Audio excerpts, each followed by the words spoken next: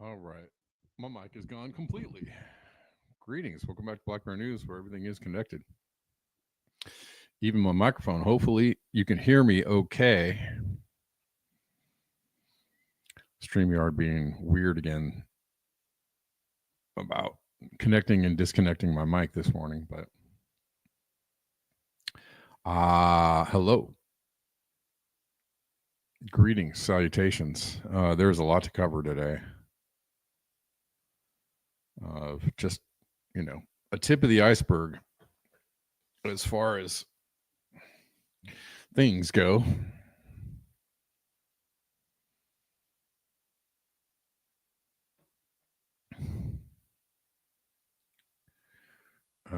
I don't know. What is Andrews, Texas?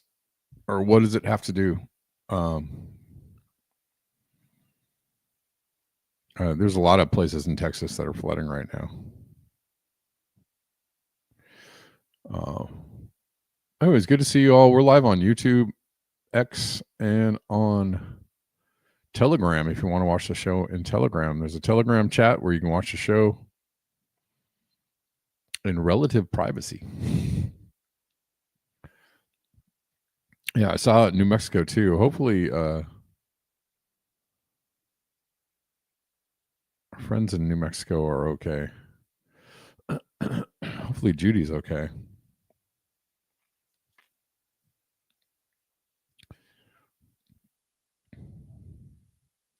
All right. Well, let's get into it because there's a lot to take in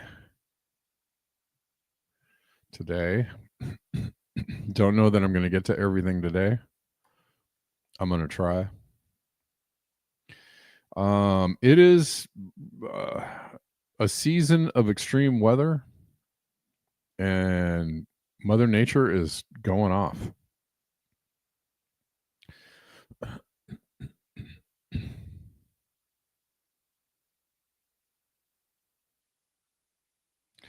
You're still drying in Glenwood. Okay. That's good. Mhm. Yeah, Mother Nature is showing out, doing her thing, telling people who's boss. Because at the end of the day,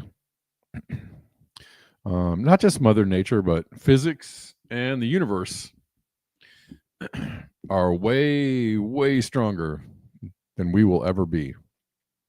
Even though we think we got a lot of strength, but we don't have that much strength. We try to be big, but we are not that big. From Colin McCarthy, the major floods won't stop in the United States. It has rained 5 inches in the last 90 minutes in West Chicago, with water rescues ongoing near the United Center. So they're getting it in Chicago. Though I believe that the powers that be have the necessary capabilities of intensifying rainfall, I don't think that this is all of that. This isn't all they're doing. I just don't believe that. I may be wrong, but I don't think that I am. Life-threatening flooding in Ruidoso, Mexico. Ruidoso. I don't know how you say it. Ruidoso. As powerful thunderstorms have caused river levels, to surge an alarming 20 feet in just 30 minutes. Evacuation orders are now in effect across multiple areas. Emergency crews are overwhelmed, responding to numerous 911 calls reporting residents trapped inside homes, vehicles swept away, and buildings collapsing or being washed downstream. Power outages have also been reported, and access to several roads is completely cut off due to debris and rising waters. Authorities are urging everyone in the affected areas to evacuate immediately and move to higher ground. This is a life or death situation. Oh no! Oh my god! Oh gosh! Oh my god! Oh my god!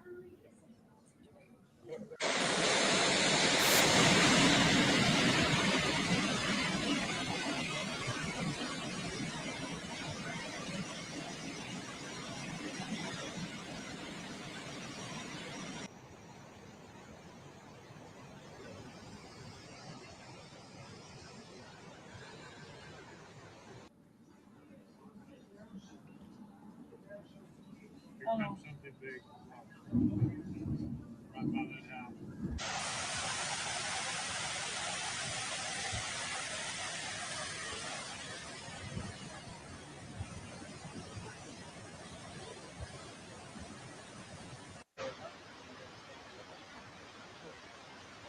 Oh no! It's a crazy amount of water. It is surreal to see houses floating down the street. Bella says Texas death toll rises to 119, 160 still missing. My gosh. Man. Absolutely wiped out. In my mind, it just doesn't make any sense for this to be engineered. It just doesn't make any sense to me. But who knows? Who knows, y'all?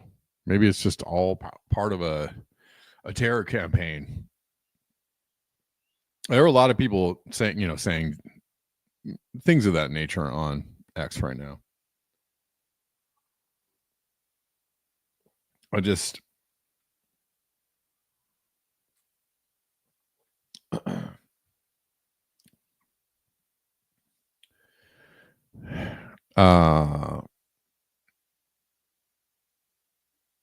you really have to take in the science of climate change and understand what's happening on the planet, because it pretty much explains all of this, right? It pretty much explains it all. And maybe one weather event or a few weather events I might believe are engineered, or I'm open-minded, definitely. But all of this happening, along with the lack of snow in the Alps, along with the fact that this has been going on for several years, right? And an increasing, right? If you've been watching over the last few years, over the last 5 to 10 years, we've been getting increasingly more violent storms, increasingly more violent hurricanes, increasingly more long-lasting storms and hurricanes, and every time it rains, it pours. This has been getting steadily worse over the last few years. What's been happening as well over the last few years? It's been getting steadily hotter over the last few years. Golly gee willikers, what's going on? Can we put it together like children into just some blocks? Some very simple things. It's getting hotter. Things are getting more extreme. Things are breaking down. The climate is breaking down. And of course, there are other things going on, but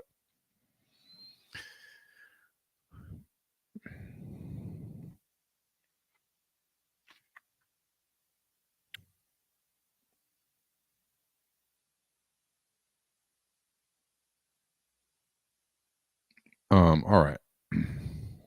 And if you don't agree with me, that's fine. I don't care. That's what I think. Because I've been looking at this for years. People have been looking at this for years, for decades. For decades, they have been saying, well, this is what's going to happen when it gets hotter. Some people do science and they go like, hey, this is what's going to happen when in a hotter world, these are the things that will happen. So now it's hotter and these things are happening.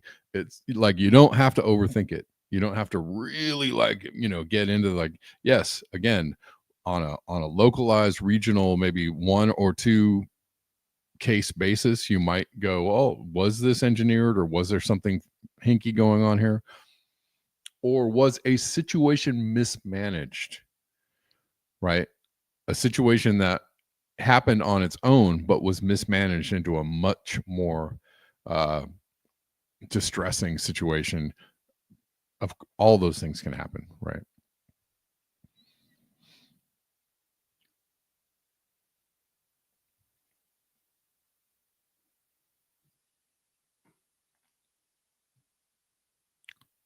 Just breaking it down for you. And you don't, it doesn't really matter, because things are going to fall apart and everybody's going to make up their own stories about what's happening. And I actually saw a pretty good meme earlier today. It was 2 frogs sitting in a pot. And I assume the water is getting warmer in the pot.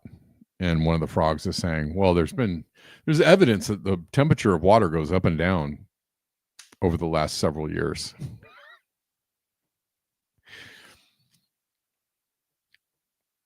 Yep.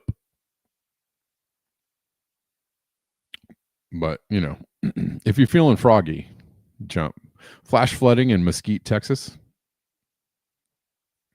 I got I don't usually do just a ton of these, but I got a ton of them today because it's happening all over the planet, everywhere, and it's wild.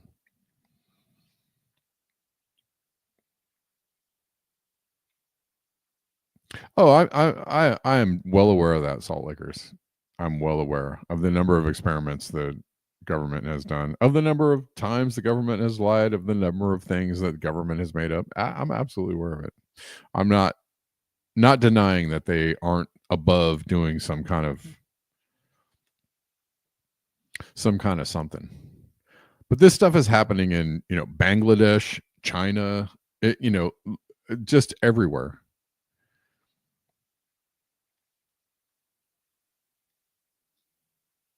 Again, couple it with all the other things that are happening, not just rain, not just, there's, glaciers are melting. That's stuff that happens over a really long time. Seas are becoming acidic. That happens over a really long time. Fish numbers are going down. Populations are going down. That happens over a really long time.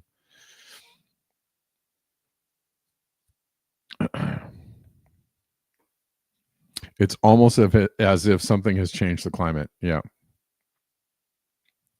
You have a default button that blames everything on the government. Absolutely. This morning in Taiwan, this is what it looks like in parts of Taiwan.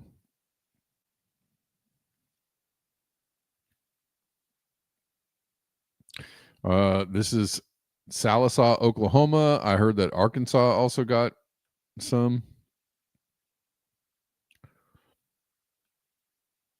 Get some. Got some. This is Oklahoma. I mean, and I'm leaving videos and other areas experiencing this. I'm leaving videos out of this presentation. There are more. There are more locations and more floods. I'm leaving things out. I don't have time to show it all.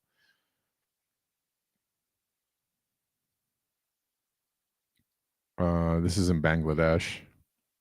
Also, China is getting it. That's one of the ones I'm leaving out today is more flooding in China.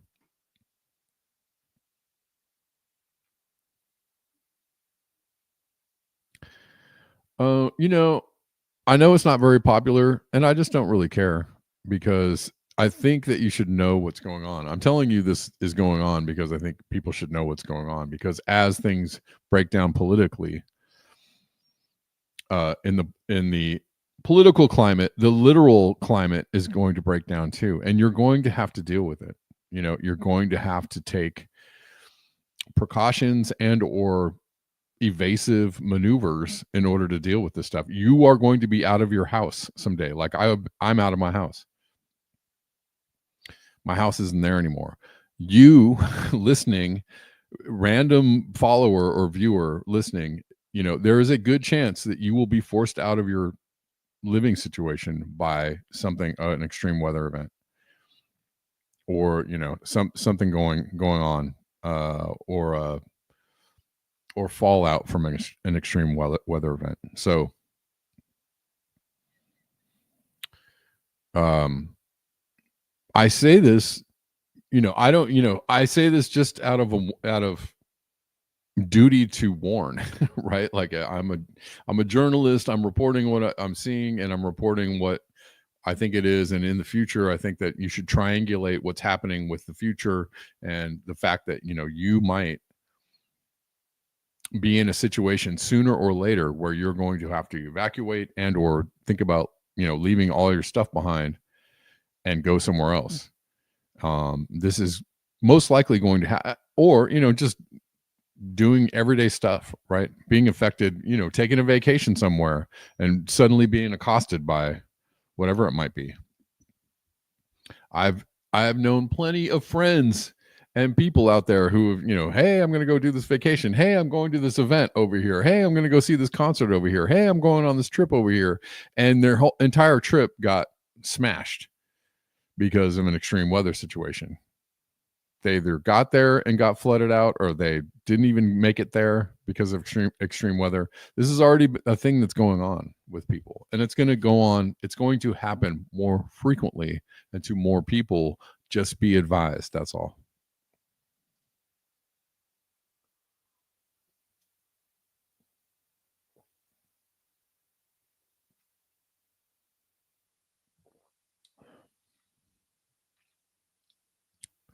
If you don't believe in climate change, just believe that humans have screwed up the planet. We've polluted the planet to a point where the planet is pissed. Okay. How about that? Try that one on. Humans have polluted the planet to the point where the planet is pissed. We're destroying the biosphere. We are destroying the web of life with our shenanigans. And maybe you feel like it's not your fault. Fine. It's the guys on top, the things they're doing. The government's doing the things, and the nuclear power, yes, nuclear power, and or the radiation or lead or burning things, chemicals, compounds into the atmosphere, the ozone layer, whatever it is, we have been doing it. We collectively, human beings, you can't really separate yourself from the collective we. You can't. I know you want to. I know it's easier to do that. Oh, these people in charge are crazy. Oh, yeah. And they built this stuff a long time ago, and we are the recipients of this, death machine that was built for us to live in. Yes, I understand all that. We collectively are responsible, and there's no shirking off that responsibility. Sorry. Plastics, exactly. Microplastics, endocrine disruptors, GMOs, pesticides, everything. We're poisoning the web of life, and you use and or touch things that poison the web of life. And yes, it would be great if everybody could, live a different way, but it's not going to happen until we demand it. So that's your responsibility. The lack of demand is your responsibility. And mine. I'm responsible as well.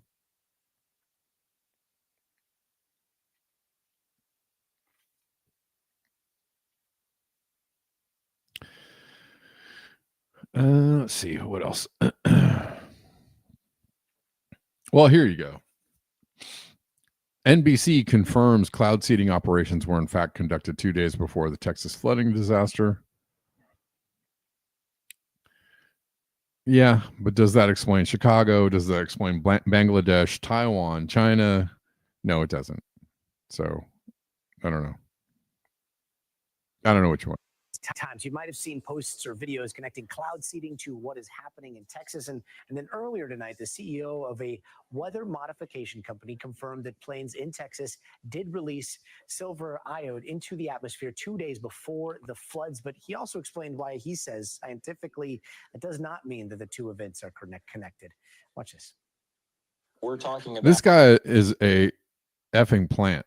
Augustus Jericho. This guy is completely connected with the intelligence community. So I don't know what he's doing. I'm not sure what his role is in this. I don't know if he's really the CEO of Rainmaker Technology or if he's, I don't know. I mean, yes, I assume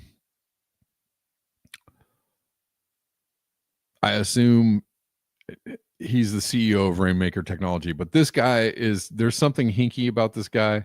I don't believe necessarily anything that he's touching or being involved with right now in the cloud seeding arena. I just don't.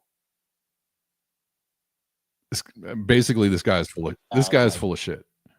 Sub-centimeter amounts of precipitation, be it in snow or rain from every event, which in aggregate can mean hundreds of acre feet, which is very consequential for farmers and ecosystems, but cannot come close to causing flooding unto itself. And NBC News climate reporter Chase Kane joins us now. Chase, any conspiracy always starts with like a thread of truth here. Can you explain the science? Like, what is cloud seeding, first off, and how is it being used in Texas? Yeah, so cloud seeding is really this idea for farmers of like, hey, there's some moisture up there in the clouds. Is there a way that we can get it out of the clouds down here to the surface to help farmers? Because water vapor that's in the air needs something to grab onto, which is often like smaller than the tip of a pen. So you're thinking like pollens, particles of pollen or dust or even air pollution. So you see this graphic here. Basically what they do is they fly planes up there to give the water vapor something to grab onto. So it's a combination of silver iodide and salt, actually. And so the water vapor forms around that. Eventually it gets heavy enough and then falls to the surface of rain. So when that happens, we're talking really small amounts of rain. In fact, scientists have been debating for decades whether or not this is actually very effective to do. So even when it does work, Gotti, we're not talking about a lot of rain, certainly not the amount of rain that they saw in Texas last week. And the timing of it, 2 days before, I mean, you know, again, anybody online that seems to be an expert these days would say, well, no, this is what, you know, started the flood or possibly like supercharged the soil. So it was hydrophobic. Like, take us through the timeline here. Yeah, that's really important point, Gotti, because this cloud seeding, it works within like 15 minutes, half an hour, maybe an hour, and then that's it. So that was done 2 days before. So the CEO saying this, other scientific research establishes that cloud seeding isn't going to trigger something like this, certainly not 2 days after they were doing it. They were only up in the air cloud seeding for about 20 minutes because, again, it's targeted to a pretty small area of land, which was not even over where the worst of this flooding was, Gotti. So we're talking 30 minutes to an hour, certainly not 2 days in advance. And I mean, cloud seeding is human-caused climate change on a very micro level. But when we're talking about climate change on the macro level, does it look like this flood has any links to climate change? It's nice that they cut the clip right there. Deline says these two puppets have short strings holding them up. Yeah. I don't know. Does it come? You know, there was Operation Popeye. Was it Operation Popeye in Vietnam, where they did cause it to rain much more? The U.S. military caused it to rain much more in Vietnam. I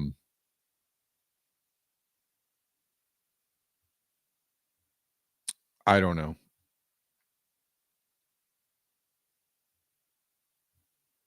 Let's see.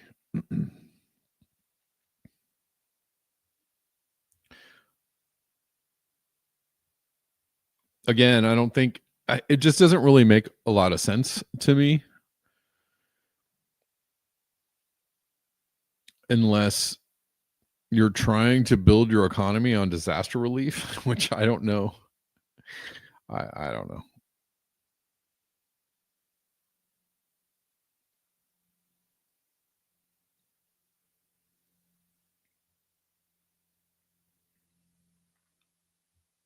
Yeah, that was, I mean, you know, I don't know how much information you're going to get from that particular exchange. This is an interesting article. The Democratic Party is in retreat on climate.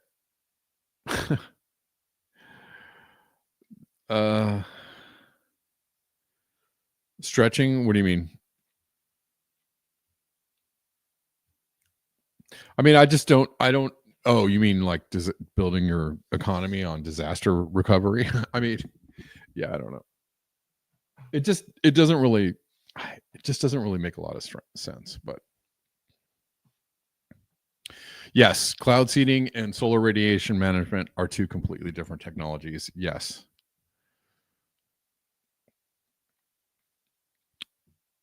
All right, let's look at this real quick because I want to move on. Democrats have been, you know, about climate change in words only. They are not about climate change in practice or in policy. They are, you know, they talk out of, you know, both sides of their neck. And you can't really look at them for relief on anything or actual, you know, meaningful intent on anything. So, yeah, this is not surprising. Donald Trump is coming for California's signature climate policies, and so is California. Sorry. Stung by the party's sweeping losses in November, I apologize for the knock on the mic, and desperate to win back working class voters, the Democratic Party is in retreat on climate change.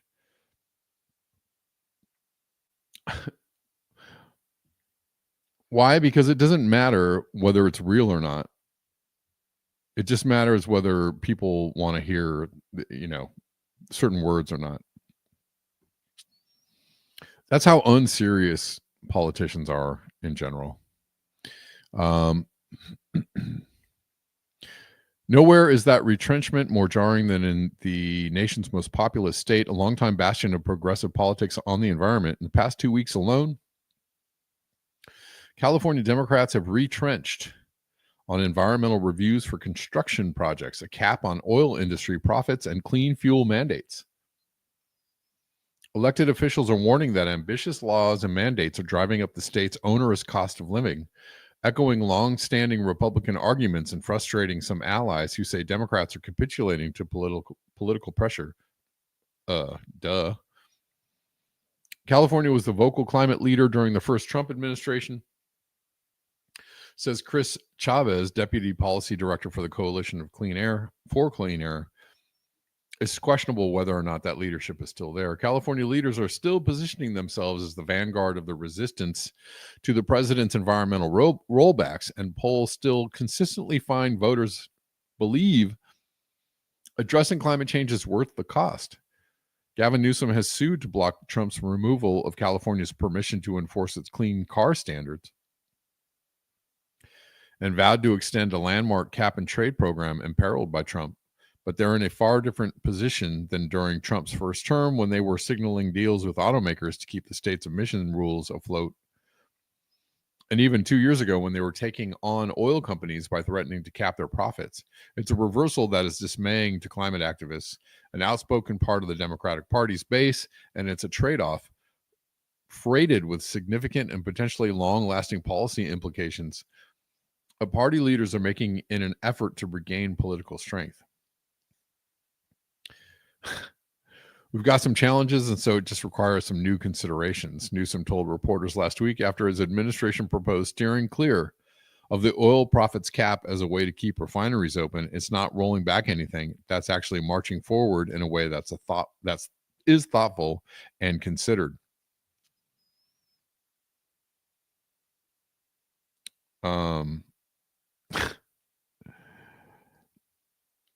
This is part of the Democrats doing some soul searching and really trying to find out what they stand for.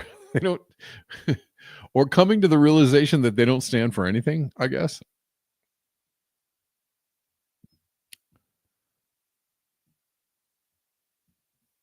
They do not stand for anything. Is that clear to everyone yet? They don't have any backbone whatsoever. And they're, again, pivoting to the right, which is what they always do. They pivot to the right. They ratchet a little bit to the left, or they ratchet and they stop pivoting to the right for a moment, and then they keep pivoting to the right when it suits them politically.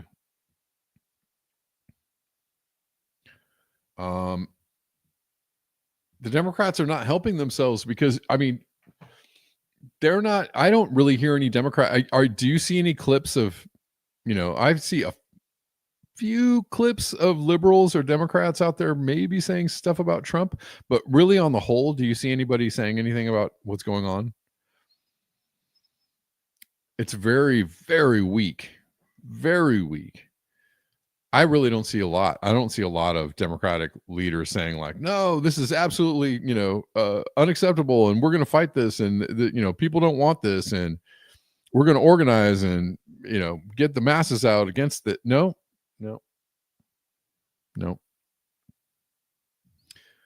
I'm going to play a clip in a little bit. It seems that they're trying to use the Epstein case as a way to go against Trump, but that doesn't really help the Democrats either, right? That's not helpful because they're all co-opted on some level. I will never apologize for the Death Star, Mike.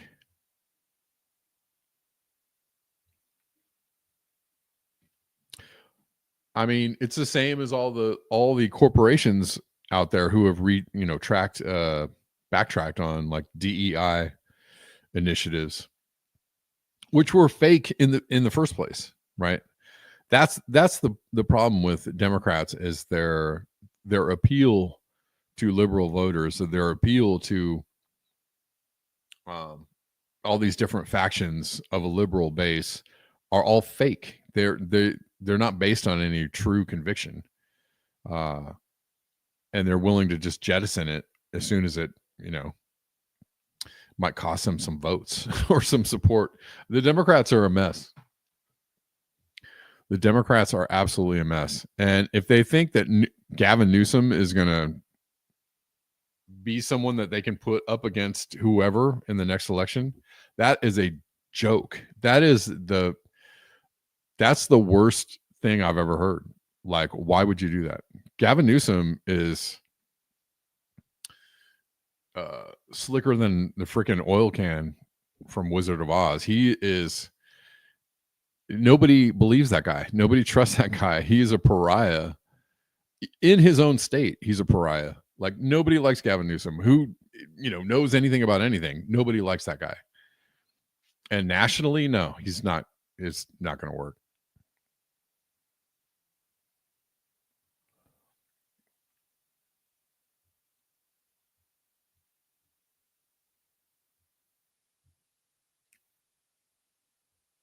Anyways, we're going to leave this here and move on to some other things because it's already late in the show. And I would, to people that care about, the issues that they think the Democratic Party represents, I would encourage you to, not give up on your own convictions, but, stop supporting this party that sells you out every single time. Sells you down the river every single time, offers you absolutely nothing every single time, who can barely promise you anything every single time.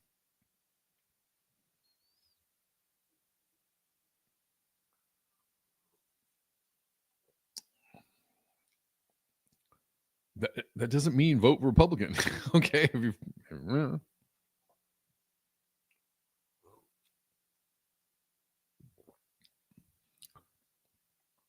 Well, if we don't vote for the Democrats, the Republicans are going to win. How's that working out for you? How is that working out for you? They capitulate every single time.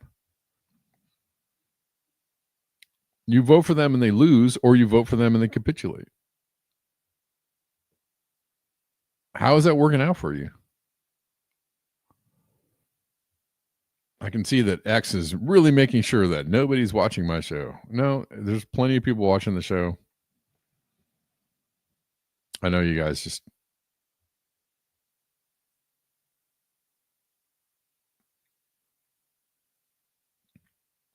Anyways, I would like for a party to represent my concerns, but there isn't one that exists. And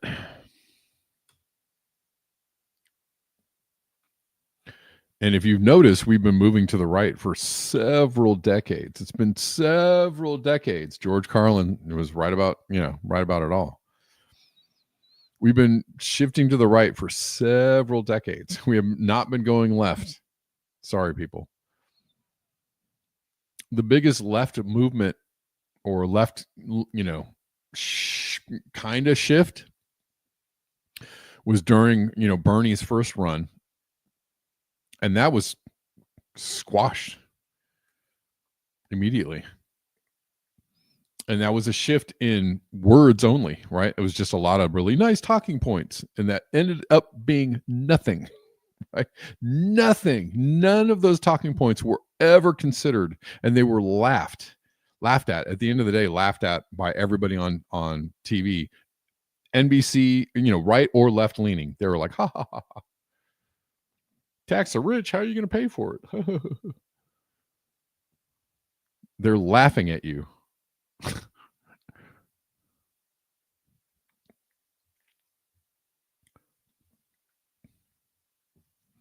This is interesting. This is actually true.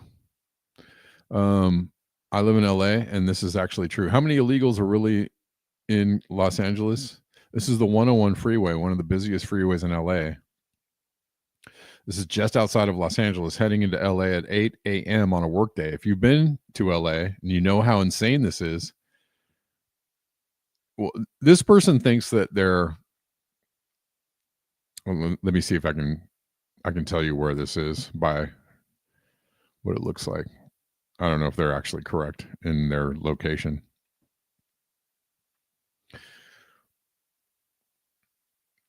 This is actually outside of LA. This is not, and I don't know if it's not the 101.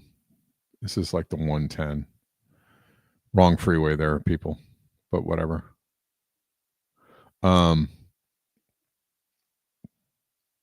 Yeah, from what I can tell, this looks like the 110. It's true. Traffic is greatly diminished in LA. It's not because of illegal immigrants. It's everybody who's Latino is scared of going out.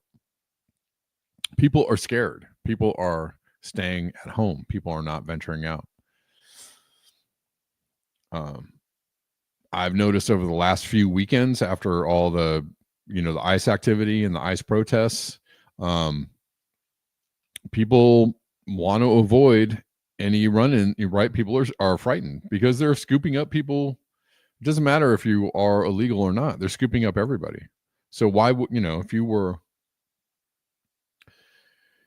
illegal, or if you just, thought that maybe you might be targeted, like, you would stay at home.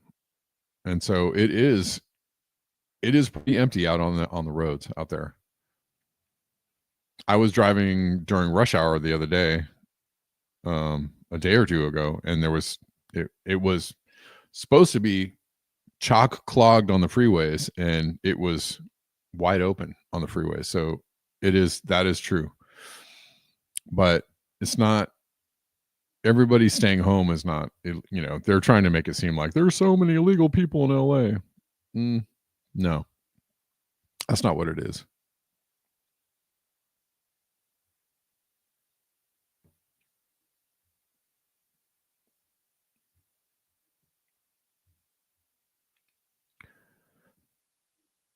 Who's going to do the landscaping? Indeed. Of course. Who's going to work? There are so many jobs out there.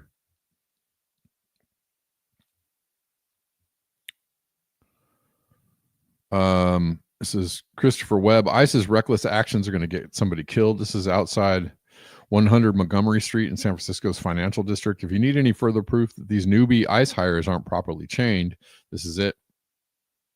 Or absolutely not properly chained. Real federal officers are trained to de-escalate. Well, I don't know about that. Supposedly. All police are supposedly trained to de-escalate, but, they pretty much escalate. Let me tell you, if what I notice on every single police, call these days is that 8 cars show up. It's like, dude, that's not de-escalation.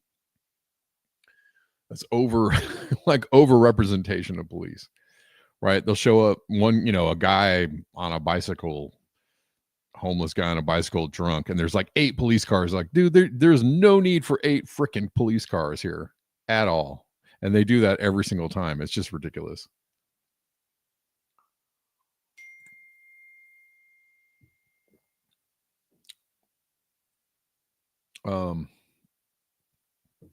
But that's not de-escalation.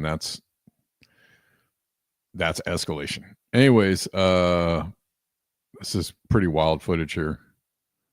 I think these people are trying to stop ICE agents. They took somebody and put them in a van. They're just bored. I don't know. I feel like they just need to that's just protocol these days. something that takes, you know, two cop cars ends up being like 6, 7, 8 car. It's like, dude, just freaking relax. I think they think de-escalation means, you know, show up with like just so much power that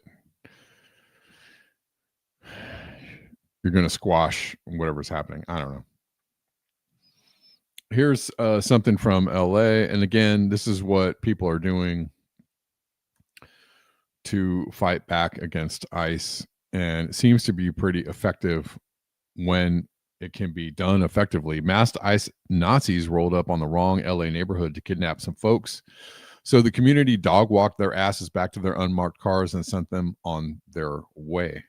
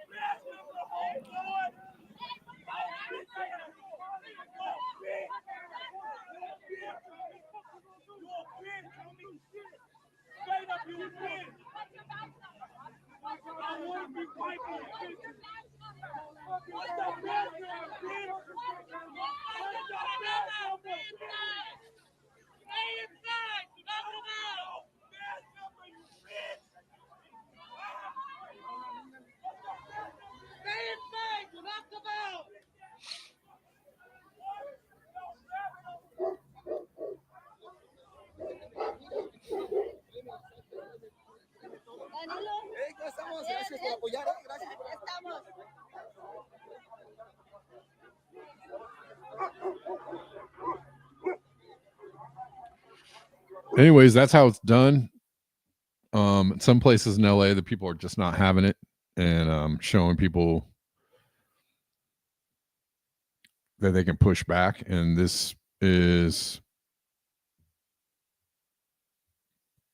encouraging to see. All right. Probably going to go a little bit longer today. Not too much, not too long, hopefully, but because I have a lot more to cover. If you like the show, if you enjoy the show, coming to you for free Monday through Friday. I'm here like every day, yo. If you like the show, coming to you for free, and you want to see the show continue to stay on the air, please consider supporting the show. There's lots of ways to do it. In the description box, there's lots of links. There's a link tree on X and also on Telegram. Lots of links. You know, all the ways are there. Venmo, PayPal, Cash App, Zelle, Buy Me a Coffee, Ko-Fi, Patreon, and Substack. A whole bunch of you support the show on the regular, and you know who you are, and I really appreciate you.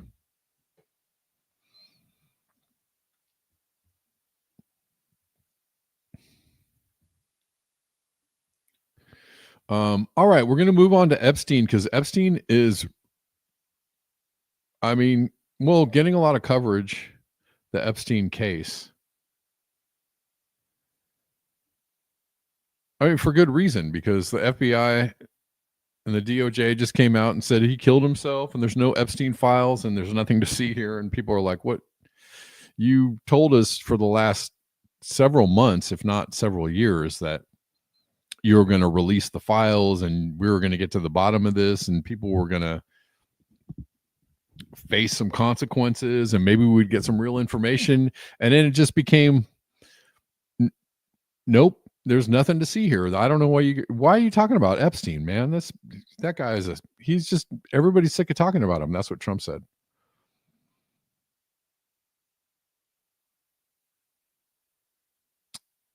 JFK died of natural cause. Yes. Naturally. Get shot in the back of the head. That's naturally how you die.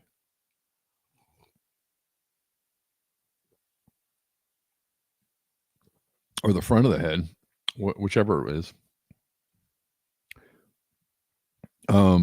Nothing to see here. But I have to,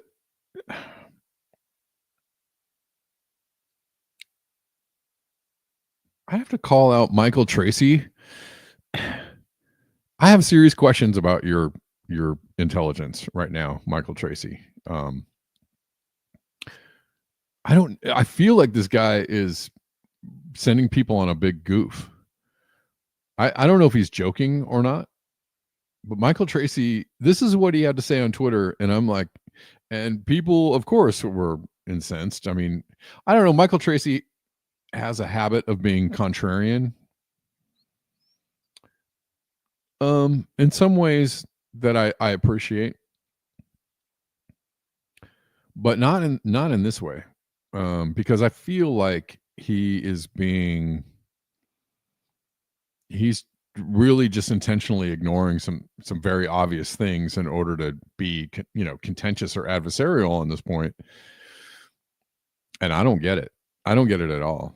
So he says, okay, my basic contention is that the Epstein thing has long ago morphed into an absurd, unruly, unfalsifiable mythology that is largely divorced from facts and reason. Yes, it's been established that he procured teenage girls, so what, for his own perverse gratification.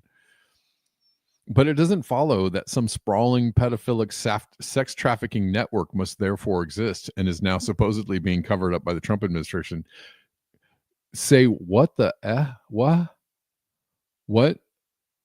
Dude. Because they've succumbed to the deep state blackmail or something. That part of the mythology is not supported by the evidence. The fact that Epstein, his sidekick is Ghislaine Maxwell, daughter of what was his first name? Daughter of famed, businessman, Mossad agent, double agent, who died mysteriously on his boat, and she just becomes the henchwoman of Epstein, and she's locked up for for things, for procuring girls for nobody.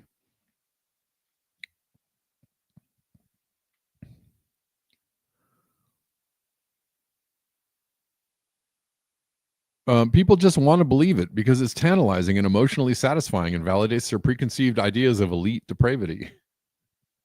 It gives them a simple but superficial and paranoid way to conceptualize how power is distributed in society. So they cling to it ad absurdum. Furthermore, the whole Epstein files trope was a canard to begin with, mainly used to rile up people on social media, entice them to vote Republican.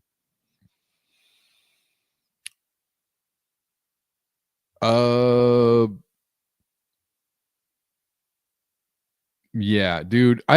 Dude, you're just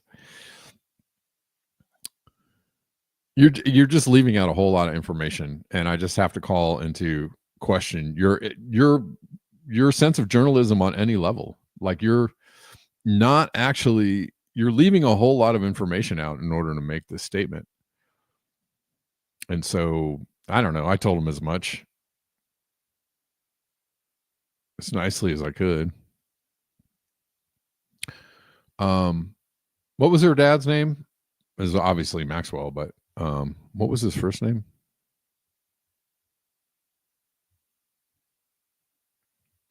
It escapes me at the moment. Epstein also has ties to, Peter Thiel and Bill Gates, and right?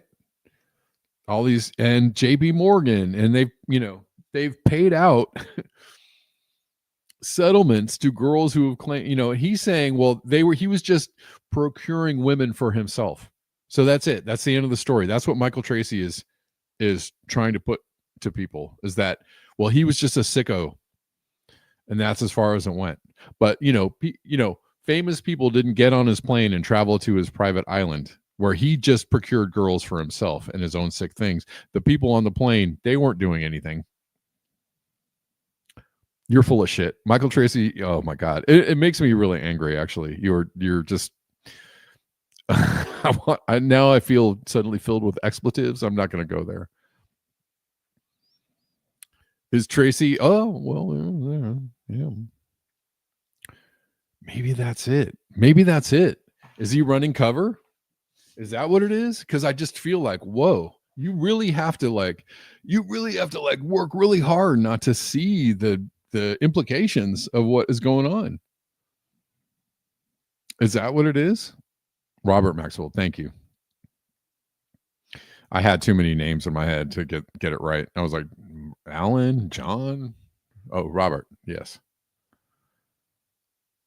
Thank you, Extra Bola. Appreciate it. Nah, Michael Tracy. Sorry, bro. No, that's a big fat no. And I don't believe you. And that's Bella. Maybe that's what it is. Maybe that's what it is.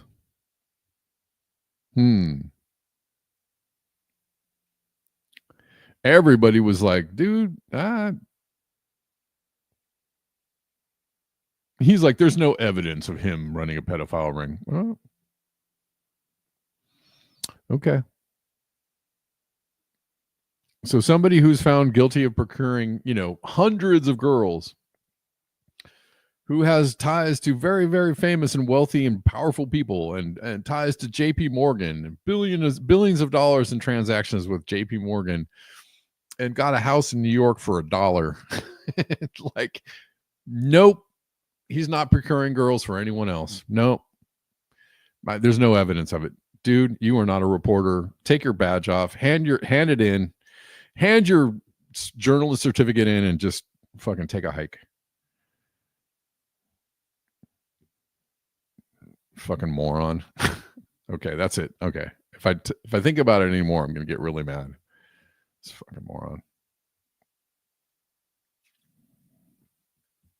I'm going to have a hard time actually taking anything he has to say seriously from now on, just because that has got to be one of the dumbest takes of all time. Michael Tracy might have one of the dumbest journalistic takes of 2025. He might get an award at the end of the year for the dumbest journalistic take of 2025. Fucking moron. Jesus.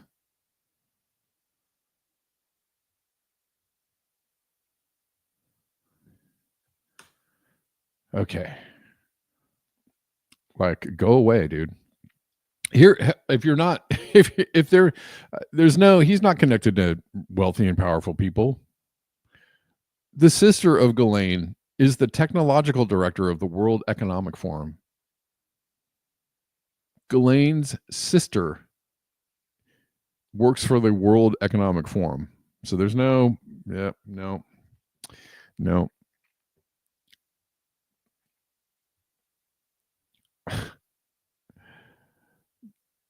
These girls were also tied to Prince Andrew, right? And other very, very powerful people. Like Prince Andrew, he was just he's just a one-off. He just had some really perverted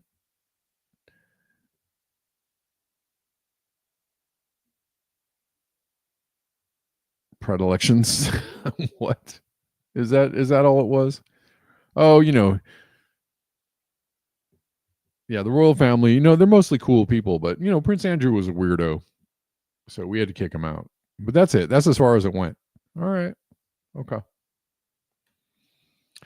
Like, the lack of curiosity in that conviction, Michael Tracy, is astounding. Absolutely astounding. Whoa. Just like that, the Dems and mainstream media are now clamoring for the Epstein files. We couldn't get the Dems to talk about Epstein for 15 plus years. Now they're claiming Trump is the one covering everything up. I think there might be more going on here than meets the eye. There are elements in the situation that we as the public don't understand. Perhaps a trap is being laid. But one thing is for certain, the Dems are capitalizing on this moment in an attempt to divide Trump's base, and it's working. They have identified a rift in Trump's support and are amplifying it. Sure. Because they can't actually put any, policies that appeal to people out there. They can only appeal to them on somehow the Epstein files.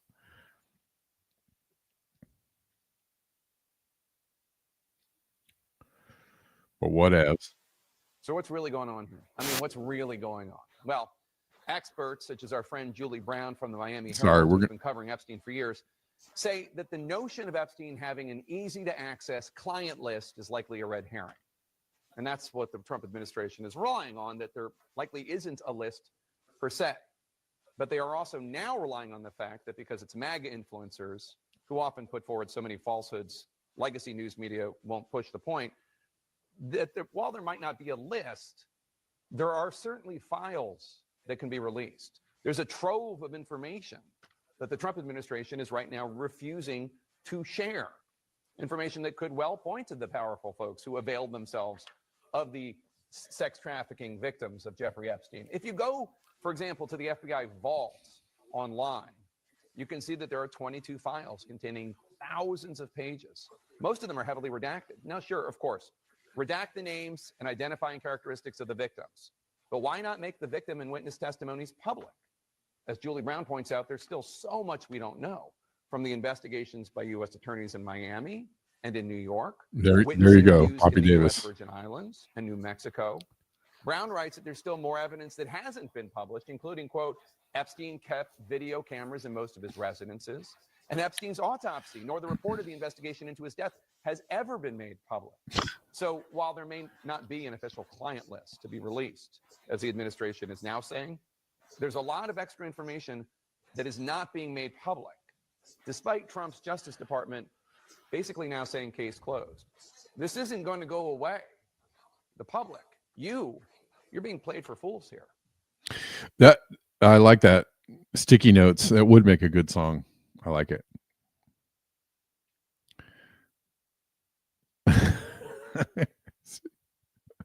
Sticky Notes. It's funny that you said that, Poppy, about WikiLeaks. If I may refer Michael Tracy to one more piece of evidence, is that there was that trove of emails from WikiLeaks that didn't have anything about Epstein in it, but it pointed to Podesta and the Clintons being involved in some very weird things, very strange things. Why am I'm sorry. I keep like blanking on sometimes I have a hard time with names. Cynthia McKinney. There's also the testimony from Cynthia McKinney that we can tie into this, but the emails that were released around Podesta and the Clintons and other people in those administrations, right? And who had, Epstein visited the White House several times during the Clinton administration. He visited the White House during the Obama administration, right? So he had ties to these people, famously the Clintons. He had ties with them. He had a relationship with them. So I don't know. There's a lot of evidence there that seems to implicate that there's a relationship there. And those emails that were released by WikiLeaks,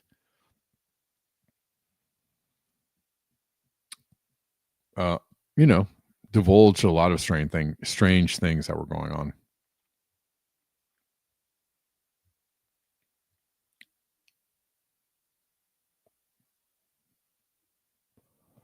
All right. There's more on this. We're going to keep going. Got a couple more minutes and then I'll wrap it up. Thanks for staying after class, y'all. James Lee actually watched the entire Jeffrey Epstein prison surveillance cell footage released by Pam Bondi. It was 11 hours worth. He says, I watched it all, 11 hours worth, and let's just say they really do think that we're all idiots. Let's just listen to this from James Lee. Did they really think that people weren't going to watch this video? Did they really think that they were just going to be able to put out this BS statement claiming that, quote, the footage confirmed that from the time Epstein was locked in a cell around 10:40 p.m. on August 9th, 2019 until about 6:30 a.m. the next morning, nobody entered any of the tiers of the SHU? Did they really think that we're just going to take their word for it and not look? Well, guess what? I watched it all 11 hours, and let's just say they really do think that we're all idiots. Well, the thing here is that at 12:05 a.m., you can see that in the timestamp, this big dude wearing a hoodie is seen entering this floor. He grabs the bags that are sitting there near the door, presumably linens or something, and then he tosses it out of door 46. He goes out briefly, and then he comes back in. He closes door 46 behind him and then walks down the staircase out of view. Now, a very important thing to note here is that door 46 is the only way to go in and out of this cell block floor. You can see that in the diagram here. Here's another diagram. Each of these cell blocks have 8 cells split into 2 levels, L and M, so 16 total each. You can see from the point of view of the officer's station that Epstein's cell is in the upper L level. But once again, I have to pull up the screenshot to show that that area that we were just looking at is almost completely obstructed from view. You can see maybe the little teeth that is in the staircase going up to the L level. So really, anyone could have gone up and down that staircase without being seen by this camera. So the claim that this footage can conclusively prove anything is sort of laughable already, but let's keep going. At 3:15 a.m., a female officer goes out of door 46 and then comes back in at 3:17. And just to remind people again, you cannot see the stairwell that goes up into Jeffrey Epstein's cell block. But what we do know for sure now is that there are people coming and going throughout the night in and out of this floor. Then there's this craziness where 1 full minute of footage is just missing. It goes from 11:58:58 to 12:01:01. And you can even see the video frame change. Wow. Right there. 11:58:58, 12:01:01. And then something else that's kind of odd here in this moment is that some sort of ending software menu pops up in that upper right-hand corner. Finally, this is near the end of the video, allegedly capturing the moment at around 6:30 a.m. when officers realized that Epstein had quote-unquote killed himself. The footage is sort of blurry, but you can kind of make out that there's a lot of commotion and movement and discussion in the background there. I'm sure they're trying to figure out what the hell is going on. So yeah, they're not even hiding it anymore at this point. This whole thing was a ruse by the Trump administration to pretend that they were taking on the deep state when in fact they are the deep state. All right, good work there from James Lee, and one more from James Lee on this subject.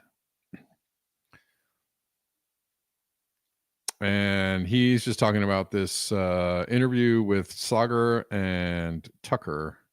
They're talking about the Epstein case. You have to listen to this exchange between Tucker and Sagar because they expose the exact purpose why the Trump administration has to cover up the Epstein files.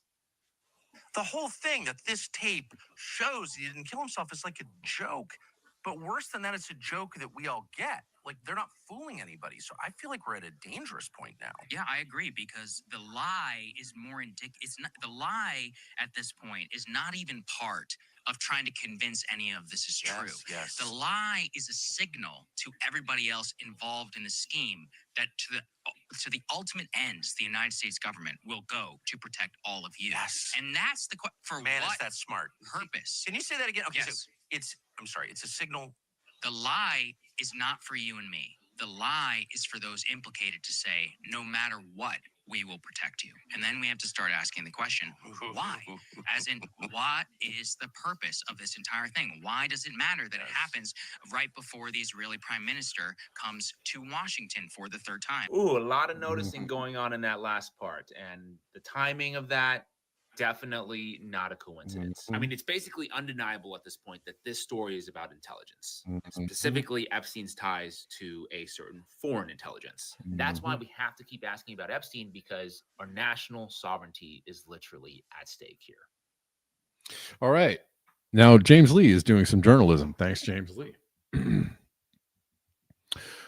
for trying to act like you have a brain and some eyes to see with.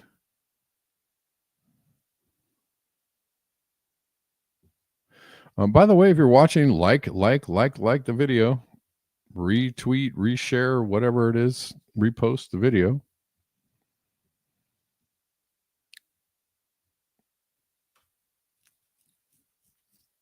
Catherine Austin Fitz. I think Palantir is in partnership with the Netanyahu syndicate, and they have the Treasury data, the IRS data, and they have the Social Security data of the entire population. Right, because Peter Thiel, Alex Karp, Palantir, Netanyahu, Jeffrey Epstein. All these guys are all connected. He's still alive, by the way.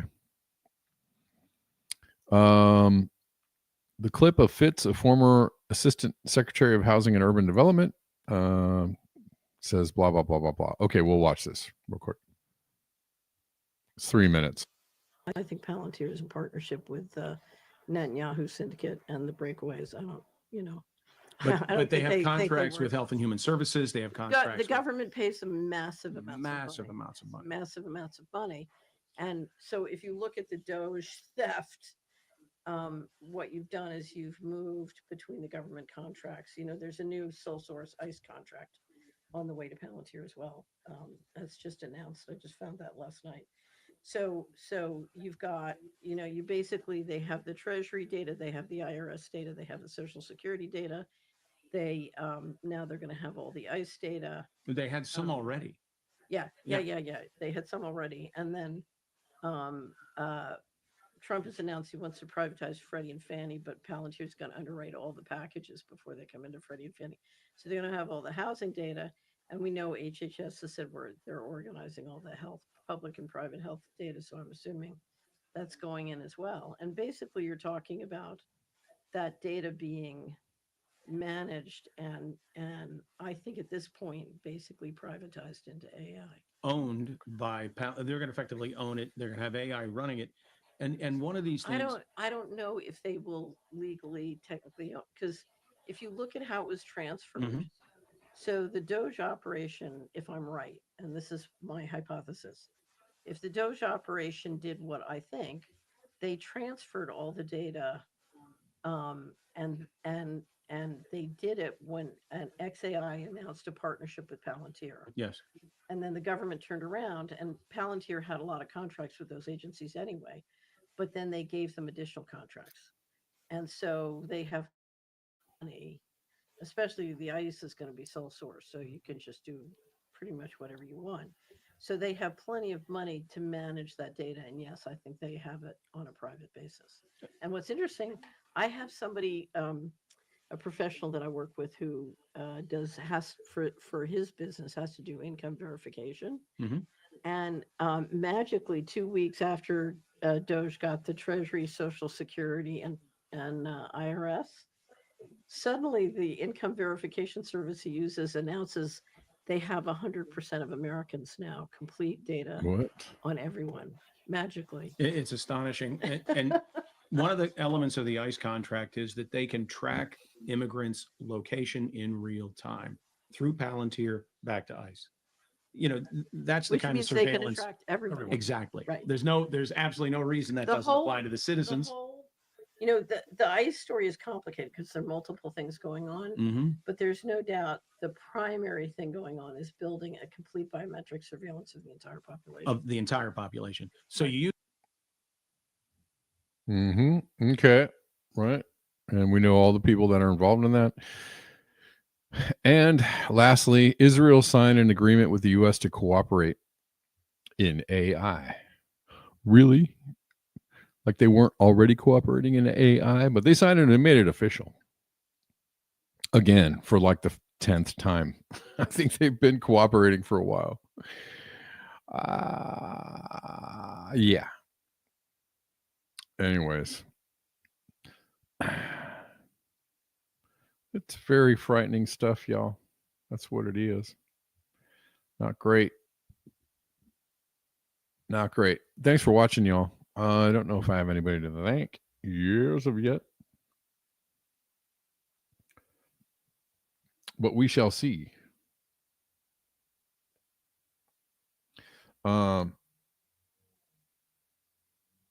Appreciate y'all showing up and hanging out and watching the show. Thank you so much.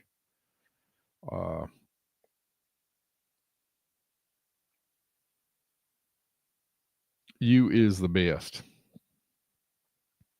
I will be back tomorrow at the regular time of 12 p.m. Pacific. Thanks, everyone. See you on the next go around and enjoy the rest of your day.